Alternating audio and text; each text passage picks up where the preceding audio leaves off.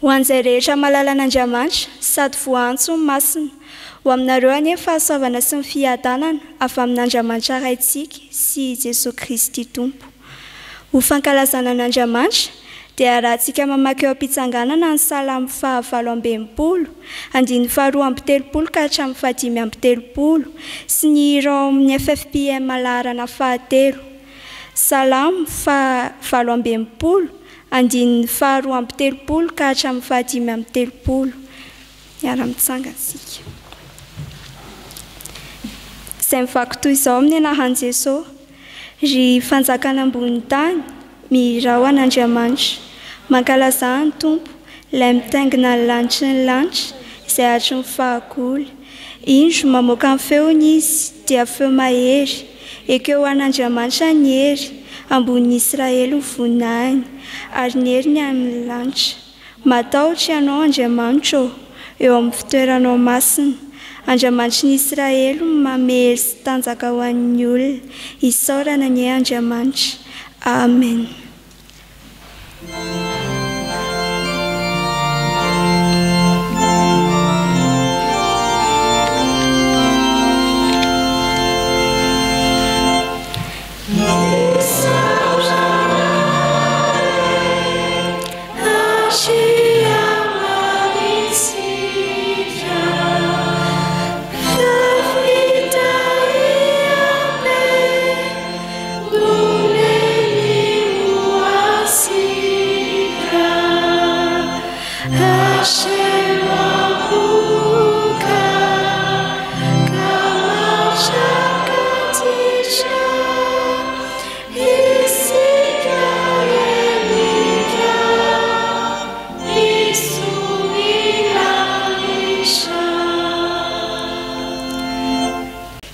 Mivavaka isika. Isaorana tokoa ianao ry Andriamanitra ray zanaka ary fanahy-masina, ny ambola anekenao andray an'andray ato an-tranonao amin'izao arivo izao. Deranao mankalazanao fa Andriamanitra fitiavana ianao ka mitsinjo sy miahanay hatrany. Indrisy anefa ry Tompo fa tsy mendrika anay mpanota akory izany fitiavanao izany, kanefa noho ny habeny famindramponao dia indreto izahay mifonany amin'ny elokay. Misaotranao fa Andriamanitra tsy manisa heloka ianao fa mamela hatrany araka ny haben'ny famindramponao. Ankehitriny ary dia mametraka fen'izao fotoana izao eo anatrehanao izahay, miantso ny fanahinao masina, hitarika anay mba hitombonay hatsara isan'andro amin'ny fitondran-tena masina. Fa amin'ny anaran-tsoanao Jesosy Kristy Tomponay no anaovanay izany vavaka izany. Amen.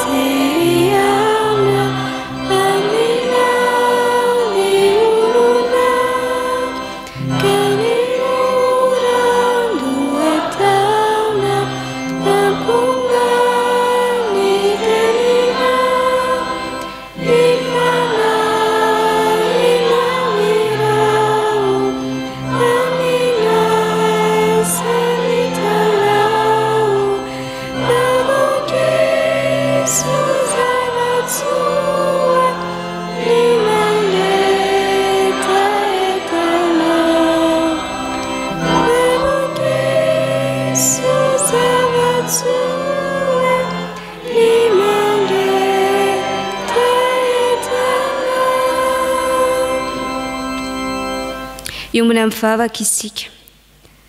Jesosy, vokiso zava-tsoa avy amin'ny teninao tokoa izay zanakao, mba ho fenonao ny fanahinao masinany ary mba ho ampaherezinao amin'izany ihany koa, atakaranay indray izay tianao ambara aminay amin'ity anio ity, amin'ny anaran'i Jesosy. Amen. Maza ho toerana ianareo. Ny soratra masina izay angalana ny afatra fohy ho antsika dia izay hita ao amin'ny filazantsara araka ny Luka. Luka 4:4, ny 9:20 dia ny tapany voalohany ihany. Lioka toko faefatra ny andiny fahavaloambin'ny folo tapany voalohany ihany. Iarahantsika mamaky amin'ny anaran'i Jesosy manao hoe ny fanahin'i Jehova no ato amiko. Ny fanahin'i Jehova no ato amiko. Inona avy moa ankizy no asan'ny fanahy masina? Mampahery, mananatra, mampianatra, mpisolo vava ihany koa ny fanahy masina. Izany no asan'ny fanahy masina. Ary rehefa feno ny fanahy masina io isika dia lasa mahay zavatra tsara be dia be, ary lasa mahatao miteraka ny iraka izay anirahan'Andriamanitra antsika. Indray andro nisy tovovavy anankiray nianatra fitenenana avy any ivelany izy. Dia natsiaro izy hoe tena sarotra be, tena tsy mahay mihitsy azany.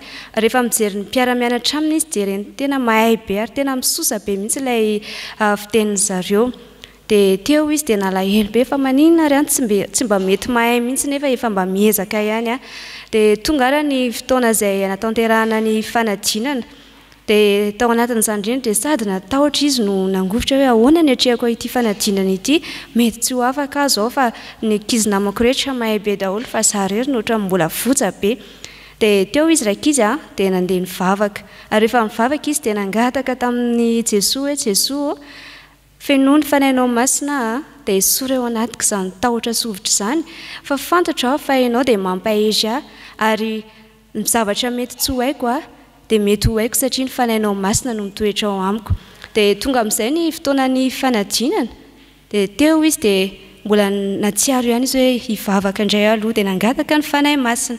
Dia rehefa nandeha amin'izay ny fanadinana, fa tapitapika teo dia tsy tsarony kory hoe lasa hainy daholo ilay zavatra izay natao, ary lasa nanisy ara ny oralina dia lasa ohatrany hoe nisosa be izany ilay izy, dia tena faly be mihitsy izy tao anatin'izany. Dia izany ihany koa no mampaherezana antsika ankizy tanora.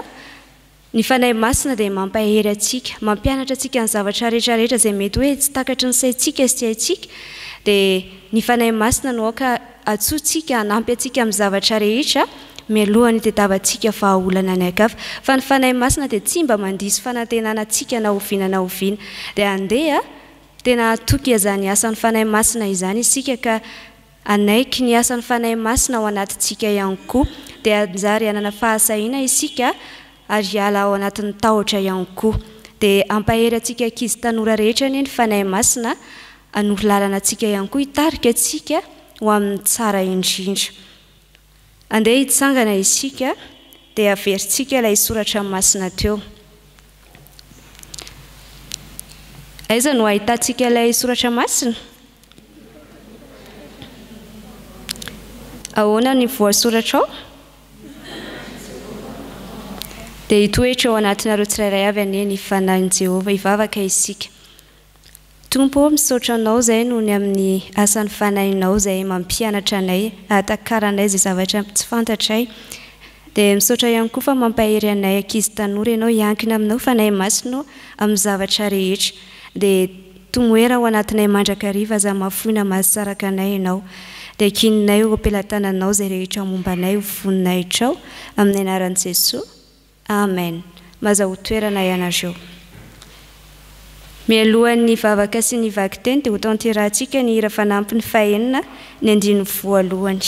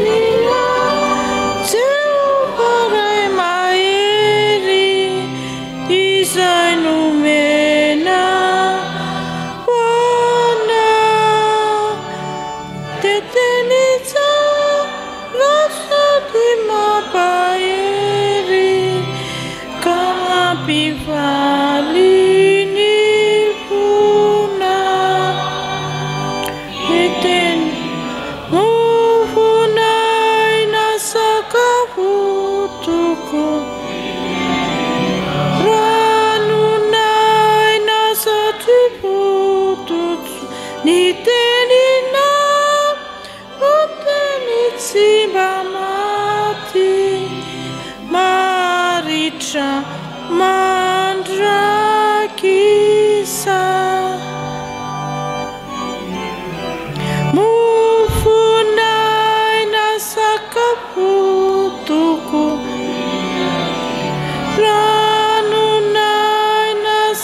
sy votojo ny tenina no teny tsy mba maty paritra manjakisa.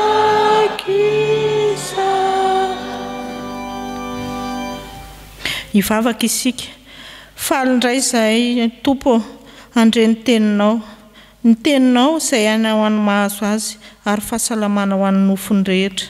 Ny teninao koa tompo dia fanilo ny tongotray sy fanazavana ny lalanay, ko mangataka ny fanahinao masina izay asa ty anatinay tsirairay avy izay hamaky ny teny sy hain'ny hafatrao. Fanahinao masina koa tompo ho amin'ny mpanomponao izay hitondra ny hafatrao, dia tahino teny rehetra izay orenay mba ho voatahiry ety anatinay ka hitondra aim-baovao anay indray. Amin'ny anaran'i Jesosy no anaovanay mivavakay. Amen. Hiaraka maky sy hain'ny soratra masina isika ao amin'ny fanekena taloha boky Nomery toko farak 12 andininy 420 ka hatramin'ny 720. Rehefa hita dia hovakiana amin'ny anaran'ny Tompo. Dia nivoaka Mosesy ka nilaza ny teny Jehovah tamin'ny olona, dia nanangona fitopolo tamin'ny olon'ny firenena izy ka nampitoetra azy manodidina ny tranolay. Ary nidina teo amin'ny rahony Jehovah ka niteny taminy, dia nangalany ny fanahy izay tao amin'ny Mosesy ka napetrany tao amin'ny olona fitopolo. Ary mbola nitoetra tao amin'ny fanahy dia naminany izy nefa tsy nanao intsony. Fa nisy roa lahy nijanona teo atoby, Eldada no anaran'ny anankiray ary Medada no anaran'ny anankiray, ary ny fanahy nitoetra tao aminy. Ary isan'izay voasoratra izy roa lahy, nefa tsy mba nankeo amin'ny tranolay, dia naminany teo atoby izy roa lahy. Ary nisy zatovy ny azakazaka dia nilaza tamin'ny Mosesy ka nanao hoe Eldada sy Medada maminany etsy atoby. Dia namaly Josa zanak'Nona izay nanompo amin'ny Mosesy atso ny fombolona tanora ka nanao hoe ry Mosesy tompoko rarao izy roa lahy. Fa hoy Mosesy taminy, izavo no alonanao, engane ka ho mpaminany avokoa ny olon'i Jehovah rehetra, ka latsaka Jehovah amin'ny fanahiny.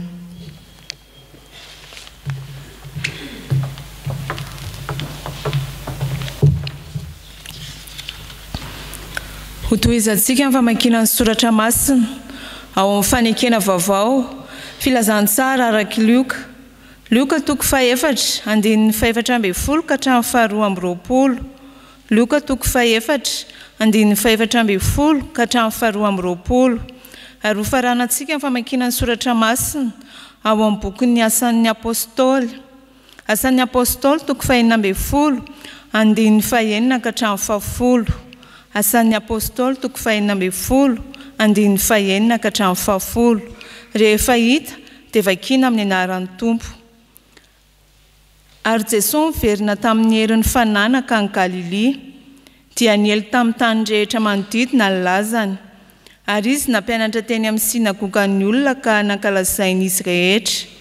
Dia tonga tao Nazareta izay nahabe azy izy, ary araka ny fanaony dia niditra tao amin'ny sinagoga tamin'ny andro sabata izy ka nitsangana mamaky teny. Dia natolotra azy ny bokin'i Isaia mpaminany, ary noho namelatra amin'ny boky izy dia nahita ny teny voasoratra hoe ny fanahin'i Jehovah no ato amiko, satria nanositra hitory teny somafaly amin'ny malahelo izy, naniraka hitory fandefasana amin'ny mpifatotra izy sy fampahiratana amin'ny jamba, anafaka izay nampahoriana, hitory ny taona ankasitrahan'i Jehovah. Ary rehefa naoro ny boky ka naveriny tamin'ny mpanao raharaha, dia nipetraka izy ary nandinika azy ny mason'izay rehetra tao amin'ny sinagoga. Ary Jesosy teny taminy hoe androany nefa tanteraka eto anatrehanareo izany soratra izany. Ary izy rehetra nankalaza azy sady talanjona noho ny teny fahasoavana nalaoko ny vavany, ka hoy izy, tsy zanako Josefa va ity?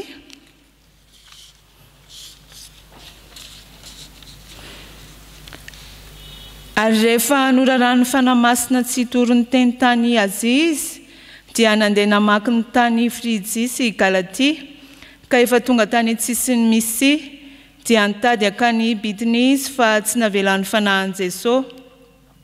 Ary rehefa nandao an'isy izy dia nidina nakany Troasy, ary noho ny alina dia nisy fahitana an'seho tamin'i Paoly. Koa indro nisy lehilahy Makedoniana nitsangana teo ka nangataka azy hoe, mita mankaty Makedonia ka vonjeo izahay. Ary noho nahita ny fahitana izy dia nitady andeha miaraka tamin'izay akamy Makedonia izahay, satria nataony fa Andriamanitra no efa niantso anay hitoro ny filazantsara amin'ny olona any. Amen. Ray masonao, manamasina anay amin'ny fahamarinana, ny teninao ny fahamarinana. Amen. Miarabantsika rehetra amin'ny anaran'i Jesosy Tompony havana tonga amin'izao takariva ny alatsinainy 12 Mey 2020 amin'ny 2000 izao ka hiomana hitsena ny Pentekosta amin'ny fifaliana. Misaotra sady manonona ny fiadanan'ny Tompo ho an'ny mpikambana ao anatin'ny sampana tanora kristianina zandriny tongeto ho antsika ao amin'ny sampana sa AFF ary ho an'ny mpikambana ao amin'ny sampana vokovoko manga. Miombony sika amin'ny lohahevitra araky ny asan'ny apôstôly toko 9 andininy 9:7. Voasoratra hoe amin'ny anaran'ny Tompo, rehefa noraran'ny fanahy masina tsy tory ny teny tany Azizy dia namaky ny tany Frigia sy Galatia ka efa tonga tany atsisiny Misia dia nitady ankany bitiny izy fa tsy navelany fanahin'i Jesosy. Amen. Inona ny voamarika ireo amin'ireo andinitsoratra masin'ireo? Inona ny voamarikitsika? Fanahy masina mandrara tsy mamela ny asa fitoriana ny filazantsara neverina atao. Ity soratra masin'ity dia nanaraka indrindra ny tantara ny fivoriam-piangonana na ny konsily voalohany nanapahana ny amin'ny hoe tsy voatery ho firana ny jentilisa izay miova fo, fa aleo izy asaina mifady ny enaterina misampy sy ny raha ihany.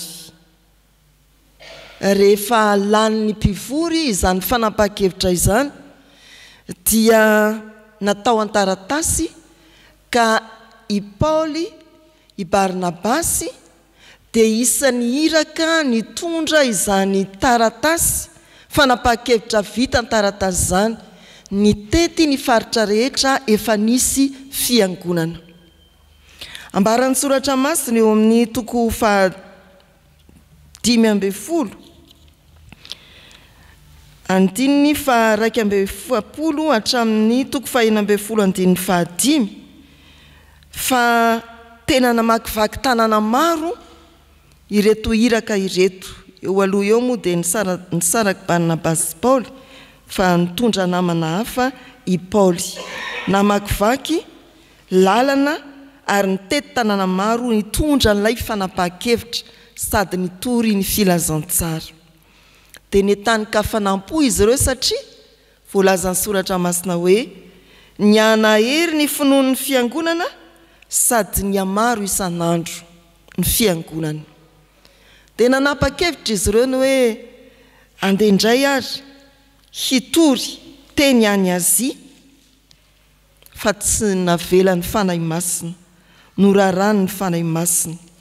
Dia namakivaky an'ny Frigia sy Galatia izy dia nieritreritra ankany bitiny fa tsy navelan'ny fanahin'i Jesosy.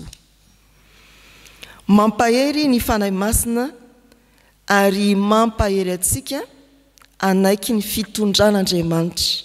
Mampahery atsika hanaiky ny fitondran'Andriamanitra ny fanahy masina. Voalohany amin'ny fanapahan-kevitra raisitsika dia miditra antsehatra amin'izany Andriamanitra. Amin'ny lalana ombantsika dia miditra amin'izany Andriamanitra. Amin'ny tanjona tiantsika hatongavana dia tsy miala amin'izany koa Andriamanitra. Izay ilay fitondran'Andriamanitra, ny fanapahan-kevitra izay fiangany ny zavatra rehetra dia hidiran'Andriamanitra antsehatra. Eto dia noraran'ny fanahy masina ny fanapahan-kevitry Paoly sy ny namany Timoty. Eto mora mamaky sika ny 2:12 nentiny tamin'izany. Noraran'ny fanahy masina tsy ho any Azia izy ireo. Tsy vo zao Paoly no raran'Andriamanitra na nidiran'Andriamanitra teo amin'ny fanapahan-kevitra no raisiny. Ilay tantarany fiovam-po izay manamarika ny fiainan'ny Paoly ary fantatsika kristianina maro dia mampiariary ny fidiran'Andriamanitra antsehatra teo amin'ny fanapahan-kevitry Paoly apôstôly. Ny asan'ny apôstôly 7. Rehefa niomana tsara i Paoly apôstôly fa hanohy ny fanenjehana ny kristianina, ny mpitory ny filazantsara tany Damaskosy, ka tsy hoe nandendeha fotsiny fa tena nanao izany ara-panjakana nangataka taratasy fahazoan-dalana dia nandeha izy. Fa rehefa tonga tamin'ny lalany Damaskosy dia nifanena tamin'Andriamanitra. Navilin'Andriamanitra ny fanapahan-keviny ka nambaran'Andriamanitra ny hoe tsy aty no toerana tokony isy ianao, mandihana lasa apôstôly ny jentilisy ianao. Fanapahan-kevitra nidiran'Andriamanitra antsehatra ka tonga mifanohitra amin'izay noeritreretiny. Noraran'ny fanahy masina tsy ho any Azia. Ry havana malala, mety fanaotsika olombelona tokoa ary isika kristianina aza dia ao anatin'izany ny manapa-kevitra. Tsy misy zavatra iainga raha tsy manapa-kevitra isika. Raha fiainan'ny mpiangonana dia manapa-kevitra mamolavola hevitra ny birao entina ho ampihevitra raha ary tapahany mpandray fanasan'ny tompo. Fa miditra antsehatra amin'izany Andriamanitra. Tsy mandeha ho azy zany fiainam-piangonana izany. Miditra antsehatra Andriamanitra amin'izay zavatra tsy tokony ho tanteraka na dia heverentsika masaka dia masaka azy. Hoy ny birao mety ho lavy ny mpihevitra raha, ary na dia heveriny mpihevitra raha fa ho tsara dia tsara azy. Miditra antsehatra Andriamanitra tsy tapaky ny mpandray. Makarary ny fo ho an'ny tompo-kevitra izany.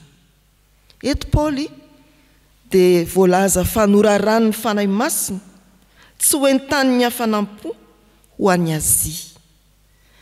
Miditra antsehatra io amin'ny fanapahan-kevitsika ny tompo mampahiry antsika hanaiky ny fitondrany. Dia nakay zary Paoly rehefa tsy nakany Azia. Voalaza ny soratra masina eto fa namaky ny tany Frigia izy sy Galatia, efa tonga tany an-tsisiny Mizia dia nitady ankany Bitinia izy fa tsy navela ny fanahiny Jesosy. Mampahiry antsika anaiky ny fitondran'ny tompo ny fanahy masina ka miditra antsehatra eo amin'ny lala-kombatsika, eo amin'ny lalantsika. Tsy ny fanapahan-kevitra ihany fa ny lalana ombana eritreretina andehanana. Rehefa mijery ny saritany sika, ilay faritry Azia tsy navelan'Andriamanitra tamin'ny alalan'ny fanahy masina andehanandry Paoly dia somary ambany kely atsimon'ny Galatia, ary Galatia dia metsinanana. Rehefa tao Galatia izy dia nieritreritra hiakatra kely eo ambony somary avaratra, fa ambaran'ny soratra masina eto hoe tsy navelan'ny fanahiny Jesosy. Zay ilay saritany eto Azia, kisaka kely ato Galatia, dia miakatra kely somary mianavaratra Bitinia, fa tsy navelan'Andriamanitra ho any izy. Aiza izy nandeha? Nandalo dia nidina nankany Troasy izy. Somary nidina nekandrefana kely izy. Troasy tanàna tena kely. Fa tao izy no nahita fahitana ny amin'ny antso makany Makedonia. Ry havana malala, izany lalana menatsimo mekandrefa na mena varatra verina mekandrefan'izany no lalana izay nitondran'ny fanahy masina any Paoly amin'ity hafanampo amin'ny fitoriana ny filazantsary ity. Tsy makany makary, tsy makany fa makary. Ny lalana ombantsika indraindray isika dia zatra manao hitsin-dalana fotsiny, inona ny tsy mahamety an'izany hoy isika, fa maninona e, nahoana ny tsy hety zany, fa miditra antsehatra amin'ny lalanao Andriamanitra. Dia mandeha indray isika mitady lalakafa, fa Andriamanitra mbola miditra any, tsy hany ny lalana. Ndao aloha miditra eto amin'ity kelikely ity, Tanambe, Galatia, Azia, Bitinia, fa tsia makao Troasy aloha. Ary ny alin'iny ho ny soratra masina dia nahita fahitana izy Makedoniana anankiray manao hoe mita aty Makedonia ka vonjeo izahay. Izany ry havana ilay fampaherezan'ny fanahy masina hanaiky ny fitondran'Andriamanitra, tsy amin'ny fanapahan-kevitra ao ihany fa amin'ny lalana ombanao koa. Mety voatery mivezivezy ianao amin'ity fanompony ity, amin'ny lalam-piainanao manokana, fa izay ilay Andriamanitra miditsantrehatra amin'ny alalan'ny fanahy masina manoranao ny hoe aty ny lalana ka andehano. Dia manaiky izay ilay fitondran'Andriamanitra. Ny fahatelo, miditra mampahery antsika amin'ny alalan'ny fanahy masina Andriamanitra amin'ny tanjona, amin'ny toerana atongavana. Makedonia toy ny voalaza, fa rehefa zointsika ny tantaran'ny fiangonana tamin'io alin'io dia nahita fahitana i Paoly apôstôly ny antso azy ireo hiampita ny Makedonia satria miantso vonjy ny Makedoniana. Makedoniana izany dia faritry ny Eropa ankehitriny, tsy any Azia zany aloha fa ndao makany Eropa. Izay ilay nidiran'Andriamanitra antsehatra tamin'ny lalana. Fa vita ny tany Eropa, raha mamaky ny tantaram-piangonana isika, ireo fiangonana 7 nanoratana ao amin'ny Apokalipsy dia ny fiangonana tany Azia, fiangonana nalaza. Izany hoe ny tanjon'Andriamanitra raha mitondra ny fiainantsika, mitarika antsika hanaiky ny fitondrana izy dia tanteraka eny ihany. Tsy mbola tanjon'Andriamanitra ny nakany Azia tamin'ny fotoana ny eritreretan'ny Paoly ka nanapahany hevitra handehanana izotra amin'ny lalana makany Azia, fa ny tanjon'Andriamanitra dia Makedonia aloha, fa ho avy eo ihany ny amin'ny fahavokarana tany Azia. Izany ry havana dia mety mitrango eo amin'ny fiainantsika ary mampieritreritra antsika eo amin'ny fanapahan-kevitra, eo amin'ny lalana ombantsika, eo amin'ny tanjona tiantsika hatongavana.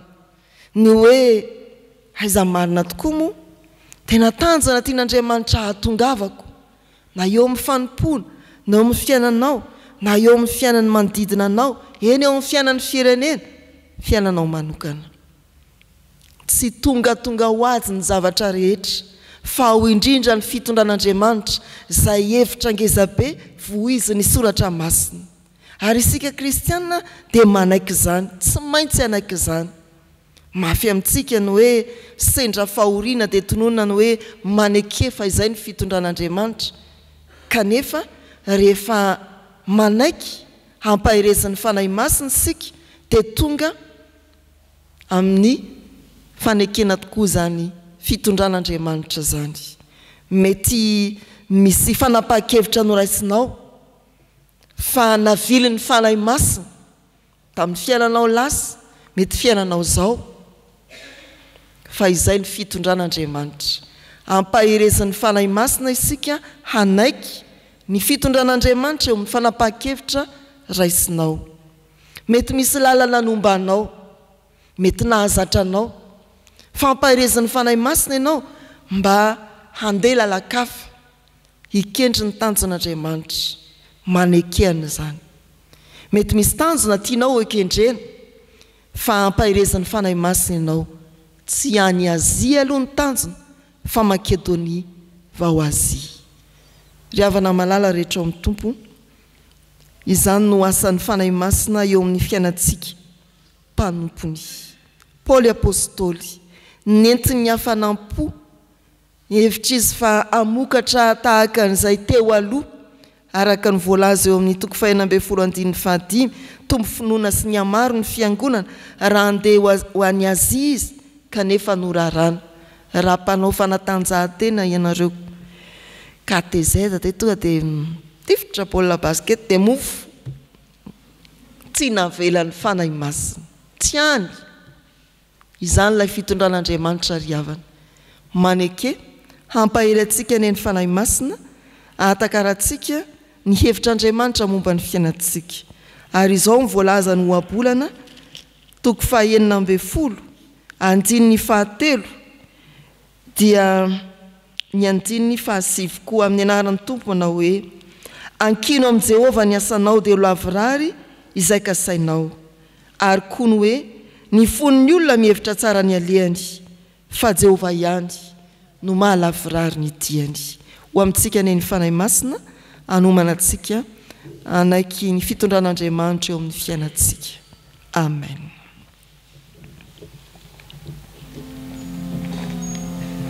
Raisoary ny tsodrano tonona sy atolotra amin'ny anaran'ny tompo. Andriamanitra ny fanantenanany amenanareo amin'ny fifaliana sy ny fiadanana rehetra amin'ny finoanareo mba hitombonareo amin'ny fanantenana no ny herin'ny fanahy masina. Mandihana amin'ny herin'ny faherezana. Amen.